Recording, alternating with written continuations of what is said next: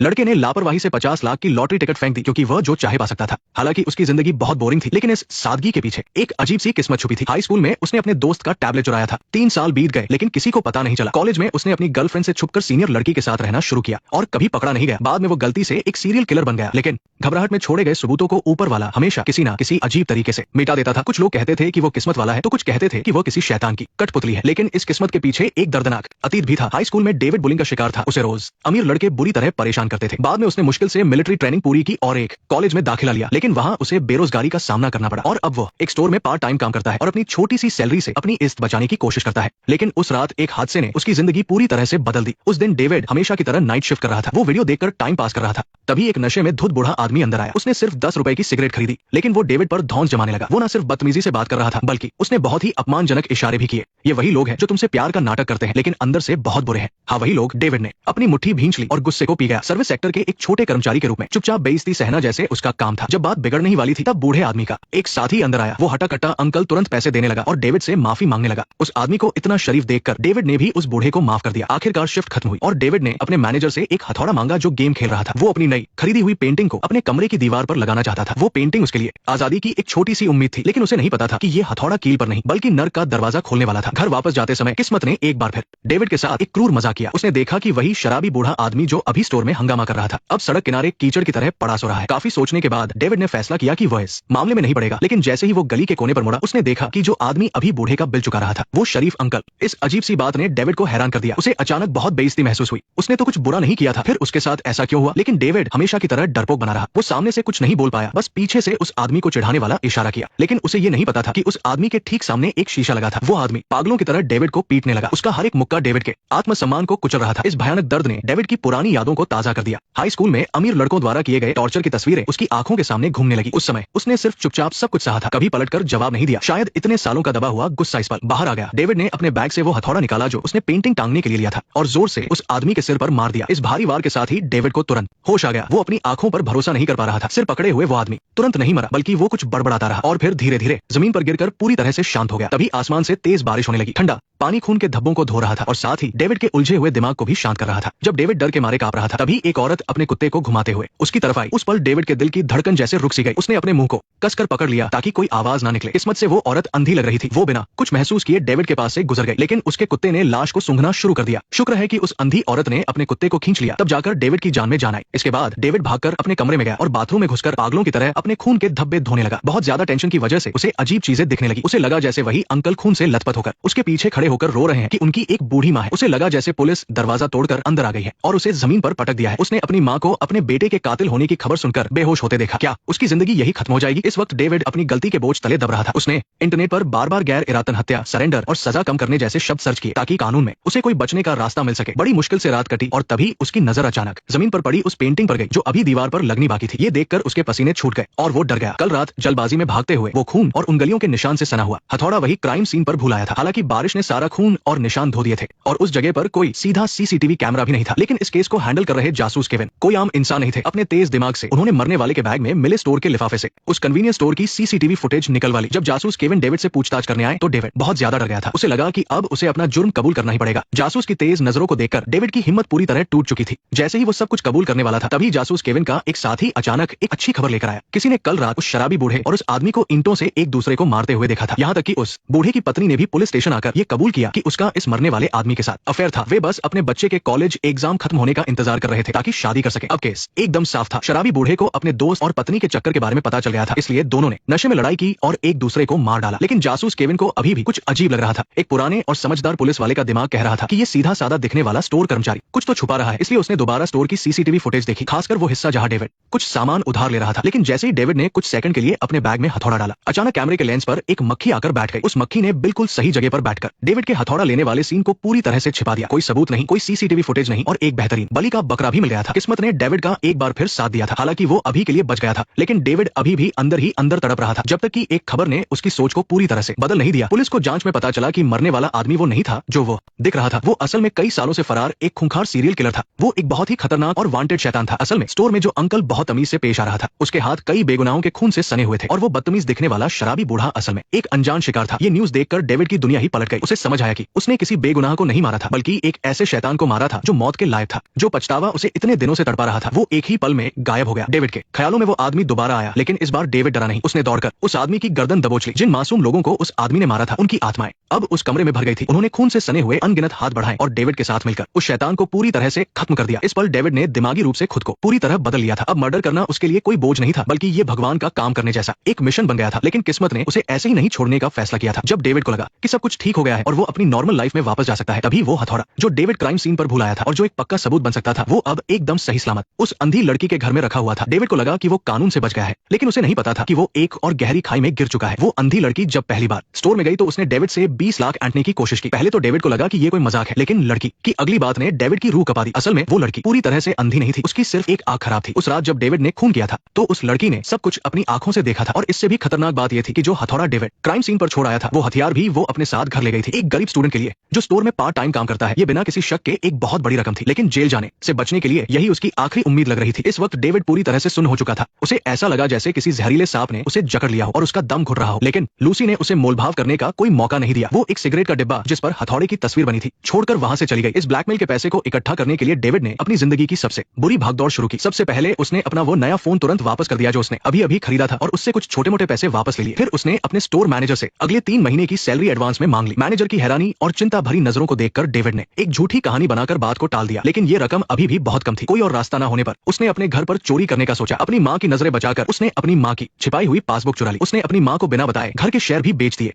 हर एक नोट को इकट्ठा करने के साथ डेविड की आत्मा अंदर से टूट रही थी। आखिरकार तय समय के अंदर डेविड 20 लाख रुपए कैश लेकर लूसी के पास पहुंच गया। लूसी की बात ने डेविड को सुनकर दिया। उसने बड़ी मुश्किल से जो 20 लाख कैश जमा किया था वो सिर्फ 1 महीने का खर्चा था। इस पर डेविड को लगा कि उसके साथ बहुत बड़ा धोखा हुआ है। उसने टेबल पर रखा हथौड़ा छीन लिया और उस नर्क से भागने ही वाला था, लेकिन लूसी बिना घबराए आराम से बोली, यहाँ तक कि उसकी बहन की शादी की खबर भी उसे पूरी तरह से पता चल गई थी। इस पल डेविड को खून करने से भी ज्यादा गहरी बेबसी महसूस हो रही थी। उसे एहसास हुआ कि वो अपने पापों का प्रायश्चित नहीं कर रहा है, बल्कि एक ऐसे वैम्पायर को पाल रहा है जिसका पेट कभी नहीं भरता। उस पल डेविड को लगा जैसे उसके गले में एक अनदेखा पट्टा बंधा हुआ है। सारा की नजरों में डेविड और उसके पैरों के पास बैठे गाइड डॉग में कोई फर्क नहीं था। वो सिर्फ पैसों के लिए नहीं कर रही थी, बल्कि उसे लोगों को अपने पैरों तले रौंदने और उन्हें अपना गुलाम बनाने में मजा आ रहा था। डेविड समझ गया था कि जब तक ये औरत जिंदा है वो हमेशा उसका गुलाम ही रहेगा। उस पल उसने बिना सोचे एक बार फिर अपने हाथ में हथौड़ा उठा लिया। इस बार कोई एक्सीडेंट नहीं था, सिर्फ मारने का पक्का इरादा था। एक जोरदार वार के साथ सारा खून से लथपथ होकर गिर पड़ी। पिछली बार के मर्डर के तजुर्बे से डेविड इस बार वहां से भागा नहीं। उसने खुद को संभाला, सारे पैसे वापस अपने बैग में डाले और फिर खून से सना वो हथौड़ा अपने साथ ले गया। डेविड के जाने के बाद पूरे घर में उसके बहुत सारे फिंगरप्रिंट और पैरों के निशान छूट गए थे। कायदे से देखा जाए तो इस बार उसका बचना नामुमकिन था, लेकिन डेविड की किस्मत का पहिया एक बार फिर घुमा। कुछ दिनों बाद दूध वाले ने देखा कि सारा के घर के बाहर रखा दूध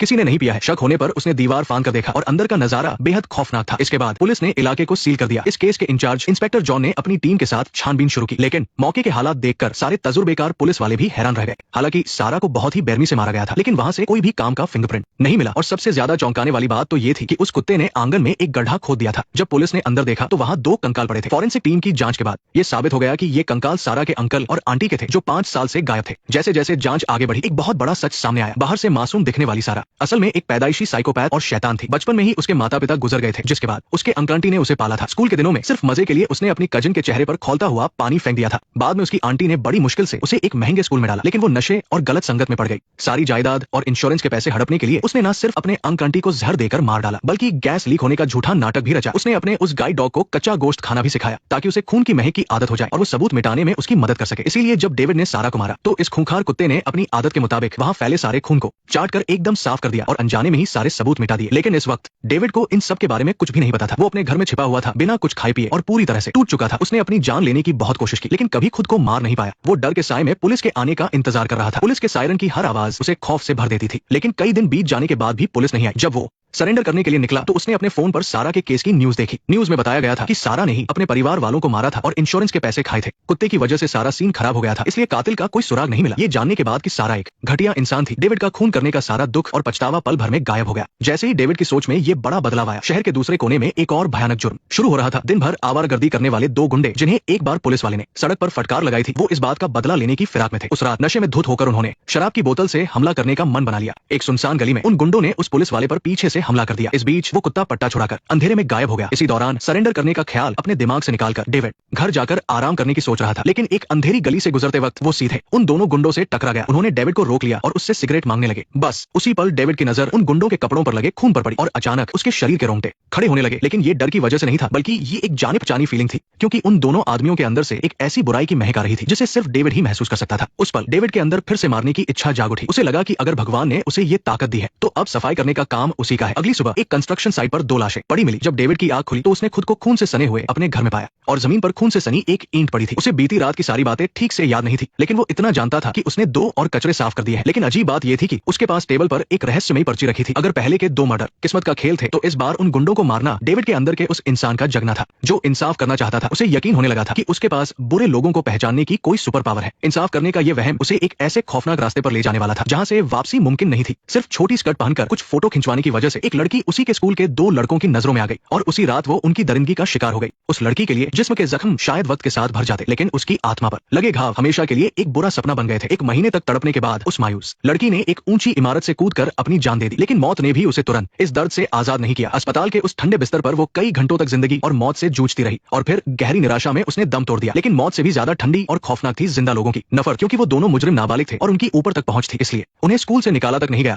और उस लड़की के अंतिम संस्कार पर एक मुजरिम की मां को जरा भी पछतावा नहीं था, उल्टे उसने वहां आकर तमाशा खड़ा कर दिया। अपनी बेटी की तस्वीर देखकर और ये झूठी इल्जामबाजी सुनकर उस बेबस पिता का दिल पूरी तरह से टूट गया और वो दोनों गुंडे अपनी मां के अंधे प्यार की वजह से और भी ज्यादा बेखौफ हो गए थे। यहाँ तक कि वो आए दिन उनके घर पहुंच जाते, दिखाने के लिए वो माफी मांगते थे, लेकिन असल में वो उस लाचार पिता का फिर से मजाक उड़ाना चाहते थे। उसी पल पिता के दिल में इंतकाम की आग भड़क उठी, लेकिन इससे पहले कि वो कुछ करता, उन दोनों घमंडी गुंडों का सामना उनकी मौत यानी डेविड से हो गया। उस रात अपनी उस अजीब सी फीलिंग के चलते डेविड को लगा कि ये दोनों मरने लायक है। उस भयानक लड़ाई में वो अकेला उन दोनों पर भारी पड़ा। उसके हाथ की ईंट बार बार उन पर गिरती रही जब तक कि उन दोनों पापियों की जान नहीं निकल गई। जब डेविड थककर उन लाशों के पास गिर पड़ा तो पास ही अंधेरे में वो पिता खड़ा था जो अपनी बेटी का बदला लेने आया था। पीटर। उस रात पीटर भी अपने साथ एक चाकू लेकर आया था। उसने अपनी पूरी हिम्मत जुटा ली थी कि वो उन दरिंदों को अपने हाथों से मारेगा, लेकिन आखिरी पल में अपने एक सीधे सादे इंसान होने की वजह से उसके हाथ कांपने लगे। लेकिन जब वो हिम्मत हार रहा था तभी उसने अपनी आंखों से देखा कि इस लड़के ने आकर उसका वो खूनी बदला पूरा कर दिया। अगले दिन जब डेविड उठा तो उसने खुद को अपने किराए के कमरे में पाया। उसके पास ही वो हथौड़ा रखा था जिससे उसने पहले 2 कत्ल किए थे और साथ ही कल रात वाली वो ईंट भी। लेकिन जो चीज उसे सबसे ज्यादा डरा रही थी वो थी उसके हाथ में मौजूद एक रहस्यमयी पर्ची। उस पर लिखा था, अगर मदद चाहिए तो कभी भी कांटेक्ट करें। डर और जानने की इच्छा के साथ डेविड ने अपने फोन पर वो वेबसाइट खोली। उसे तुरंत एक सीक्रेट चैट रूम में जोड़ दिया गया। स्क्रीन के उस पार बैठे इंसान को जैसे उसके बारे में सब कुछ पता था। उसने सीधा उसका नाम लेकर पुकारा। इस तरह किसी की नजर में होने का एहसास डेविड के रोंगटे खड़े कर रहा था। हालांकि सामने वाला कह रहा था कि वो उसकी मदद करना चाहता है, लेकिन डेविड ने तुरंत उसे ब्लॉक करके डिलीट कर दिया। इसी बीच असल जिंदगी की मुश्किलें भी उसके सामने आने लगी। एक कोरियर वाले ने उसे कोर्ट का नोटिस थमाया। दरअसल जिस दुकान में डेविड काम करता था वहां से उसने 3 महीने की एडवांस सैलरी ली थी और खून करने के डर से काम पर नहीं जा रहा था। दुकान के मालिक ने सीसीटीवी में देखा था कि मर्डर से एक रात पहले डेविड दुकान के बाहर चक्कर लगा रहा था। हालांकि 5 दिन पुराने होने की वजह से सीसीटीवी फुटेज डिलीट हो गए थे और कुछ खास रिकॉर्ड नहीं हुआ था। फिर भी मालिक ने उस पर धोखाधड़ी का केस कर दिया था। अब पुलिस की नजरें भी उस पर टिकने लगी थी। चालाक इंस्पेक्टर जॉन ने ध्यान दिया कि हाल ही में हुए सारे मर्डर्स के आसपास डेविड नाम का ये लड़का कहीं ना कहीं मौजूद था। हालांकि कोई पक्का सबूत नहीं था, लेकिन इंस्पेक्टर जॉन का शक कह रहा था कि ये लड़का सीधा नहीं है। इन सब चीजों के बीच डेविड ने सरेंडर करने का फैसला किया। वो मर्डर करने के उस भारी दबाव को झेल नहीं पा रहा था। उसे लगा कि हर दिन डर कर जीने से अच्छा है कि अपना गुनाह कबूल करके सजा काट ली जाए। यही सोचकर डेविड ने पुलिस को फोन किया, लेकिन दूसरी तरफ फोन उठाने वाले पुलिस वाले को गलतफहमी हो गई। उसे लगा कि ये लड़का सिर्फ कोर्ट के केस से डर गया है। उसने डेविड को तसल्ली देते हुए कहा कि वो बस समय पर कोर्ट जाए और पैसे वापस कर दे। डेविड कुछ समझाना चाहता था, लेकिन कुछ बोल नहीं पाया। फिर उसने 2 लिफाफे तैयार किए जिनमें कैश भरा हुआ था। एक लिफाफा वो अपनी मां के लिए छोड़ने वाला था और दूसरा दुकान के मालिक को देने के लिए। उसके बाद उसने मर्डर में इस्तेमाल किए गए हथौड़े और ईंट को अपने बैग में रखा और भारी कदमों से पुलिस स्टेशन की तरफ चल पड़ा। लेकिन उसने सपने में भी नहीं सोचा था कि पुलिस स्टेशन के पूछताछ के कमरे में पहले से ही कोई उसकी जगह सरेंडर कर रहा था और वो इंसान और कोई नहीं बल्कि उस लड़की का पिता पीटर था। वो पूछताछ के कमरे में बैठकर कबूल कर रहा था कि उसने ही उन दोनों गुंडों को मारा है। उसके लिए उन गुंडों का मरना एक बड़े बदले का पूरा होना था। चूंकि उसके दुश्मन मारे जा चुके थे, वो उस अनजान मसीहा की जगह इल्जाम अपने सिर लेने को तैयार था। पीटर ने मर्डर की सारी कहानी बता तो दी, लेकिन कुछ छोटी छोटी बातों पर वो अटक रहा था। खासकर जब इंस्पेक्टर जॉन को पता चला कि पीटर सिगरेट पीना छोड़ चुका है तो उसे तुरंत शक हो गया कि कातिल कोई और है, क्योंकि उन दोनों में से एक मरने वाले के चेहरे पर सिगरेट से जलने का निशान था। इसके अलावा कातिल ने मारने के लिए अपने सीधे हाथ का इस्तेमाल किया था, जबकि पीटर तो उल्टे हाथ से काम करता था। पुलिस की कड़ी पूछताछ और सबूतों के आगे पीटर का झूठ ज्यादा देर नहीं टिक सका। सच्चाई सामने आने के बाद उसे वहां से बेइज्जत होकर निकलना पड़ा। लेकिन किस्मत का बुरा खेल अभी खत्म नहीं हुआ था। जैसे ही वो पुलिस स्टेशन के गेट से बाहर निकला, एक बेकाबू कार ने आकर उसे जोरदार टक्कर मार दी, जिससे वो हवा में उछल गया और वो गाड़ी चलाने वाला और कोई नहीं बल्कि उसी गुंडे की मां थी। इसी बीच वो असली कातिल डेविड अभी भी रास्ते में ही था। पुलिस स्टेशन जाकर सरेंडर करने से पहले वो बैंक गया ताकि उसके पास बचे हुए पैसे वो अपने अकाउंट में जमा कर सके। लेकिन जैसे ही वो एटीएम से बाहर निकला, कुछ अजीब घटना घटी। बाइक पर सवार 2 लुटेरे अचानक आए और उन्होंने डेविड का बैकपैक छीनने की कोशिश की। इस खींचातानी में डेविड गलती से जमीन पर गिर गया और उसके हाथ की हड्डी खिसक गई, जिससे फ्रैक्चर हो गया। इसके बाद दोनों लुटेरे नदी के किनारे पहुंचे और जल्दी से लूटा हुआ बैग खोल कर देखा, पर अंदर सिर्फ एक ईंट और एक हथौड़ा था। लुटेरों ने गालियां बकते हुए उस बैग को, जिसमें हत्या के अहम सबूत और वो खूनी ईंट थी, सीधा गहरी नदी में फेंक दिया और इस तरह कत्ल के ये अहम सबूत एक बार फिर से किसी हादसे की वजह से हमेशा के लिए गायब हो गए। उधर घायल डेविड को अस्पताल ले जाया गया और कार की टक्कर से घायल हुआ जॉन भी इत्तेफाक से वही था। वार्ड के बाहर उन दोनों की किस्मत फिर से टकराई। जॉन ने पट्टी बंधे हुए डेविड को देखा और पास ही पुलिस भी खड़ी थी। वो तुरंत समझ गया कि ये लड़का बहुत बड़े खतरे में है। हालांकि वो खुद मौत के मुंह से वापस आया था, फिर भी उसने बिना कुछ सोचे डेविड को बचाने का फैसला किया। शुरुआत में डेविड इस अंकल को नहीं पहचान पाया, लेकिन जब दोनों की नजरें मिली तो उसने उसे पहचान लिया। ये वही आदमी था जिसने उस रात उसे बेहोशी की हालत में घर छोड़ा था। डेविड को भागने का मौका देने के लिए जॉन ने अपनी आखिरी कुर्बानी दी। उसने ढेर सारी नींद की गोलियां खा ली और सभी डॉक्टरों और पुलिस का ध्यान अपनी ओर खींच लिया। डेविड अस्पताल से भागने में तो कामयाब रहा, लेकिन वो काफी उलझन में था। फिर उसने न्यूज में देखा कि जिन दो गुंडों को उसने मारा था असल में वही उस लड़की की मौत के असली जिम्मेदार थे। उसी पल उसके मन का गिल्ट कम होने लगा। उसे समझ आया कि उसने फिर से घटिया लोगों को ही मारा था। तभी वो रहस्यमयी इंसान जिसने डेविड के लिए मदद की पर्ची छोड़ी थी आखिरकार सामने आ ही गया। इसके बाद वो डेविड को अपने खुफिया ठिकाने पर ले गया। ये एक ऐसा कमरा था जो पीड़ितों की फाइलों और तरह तरह के हथियारों से भरा हुआ था। रॉबिन ने डेविड को बताया कि वही छुपकर उसकी मदद कर रहा था और क्राइम सीन साफ कर रहा था, क्योंकि उसे पता चल गया था कि डेविड के पास बुरे लोगों को पहचानने की एक खास ताकत है। रॉबिन अपनी सारी जमा पूंजी 5 करोड़ वॉन देने को तैयार था। बस वो डेविड के साथ मिलकर इस दुनिया से कचरा साफ करना चाहता था। शुरुआत में डेविड ने मना कर दिया था। वो कोई खूनी दरिंदा नहीं बनना चाहता था, बस एक नॉर्मल जिंदगी जीना चाहता था। लेकिन जब उसने दीवार पर लगी जुर्म की वो सारी फाइलें देखी और उन अंधेरे कोनों को देखा जहां कानून के हाथ नहीं पहुंच सकते, और न्यूज में उन लोगों के घिनौने अपराधों के बारे में सुना जिन्हें उसने गलती से मार दिया था, तो उसके मन में एक अजीब सा मकसद जाग उठा। कत्ल करने का वो पछतावा अब बुरे लोगों को सजा देने के गुरूर में बदल गया था। जब वो फॉलो कर लो वरना अगली वीडियो मिस हो जाएगी।